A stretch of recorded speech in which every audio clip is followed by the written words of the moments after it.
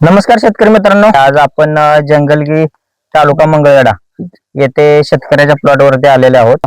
आपण जो ब्लॅकपॉट नावाचा प्रोडक्ट त्यांना वापरण्यासाठी दिला होता, त्यांना काय अनुभव आलेले आहेत ते आपण त्यांच्याकडून जाणून घ्या. आणि थंडीमध्ये साईज वाढीला झालते, त्यामुळे आम्ही ह्या ब्लॅकपॉट कंपनीचा हा फर्टिलायझर सोडलेला आहे. त्यामुळे आपली बागेची साईज बऱ्यापैकी वाढलेली आहे.